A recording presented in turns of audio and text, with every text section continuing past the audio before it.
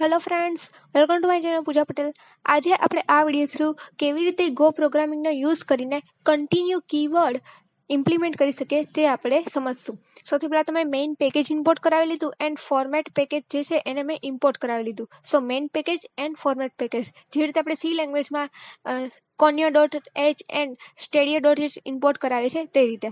And હવે હું main ફંક્શનની અંદર જે કંઈ પણ મારે પ્રોગ્રામ પરફોર્મ કરવાનો છે તે હું અહીંયા પરફોર્મ કરીશ. તો મેં એક પહેલાં ઇન્ટીજર ડિક્લેર કરી લીધો, variable a integer is equal to 1. હવે હું એનું એક ફોર લૂપ બનાવીશ કે for a is less than 10. એની અંદર હું એક બીજી ઇફ કન્ડિશન આપીશ. If a is double equal to 5 then a is equal to a plus 1 continue. તો એન્ડ ધેન આફ્ટર હું અહીંયા પ્રિન્ટ કરાવું છું fmt.printf વેલ્યુ ઓફ એ. હવે હું અહીંયા જે પણ એની વેલ્યુ છે તે હું અહીંયા પ્રિન્ટ કરાવડાવીશ. એન્ડ ધેન હું એને અહીંયા ઇન્ક્રીમેન્ટ કરાવું છું કે a પ્લસ પ્લસ. એટલે મને આઉટપુટ જોવા મળશે 1 to 9. કેમ કે અગર મારે એ 10 સુધી પ્રિન્ટ કરાવડો હોય તો મારે અહીંયા એની કન્ડિશનમાં a less than or equal to 10 રાખવું પડે. તો હું એ પણ રાખીને જોઈ દઉં છું તો મને અહીંયા આઉટપુટમાં 1 to 10 પ્રિન્ટ થયેલા જોવા મળશે.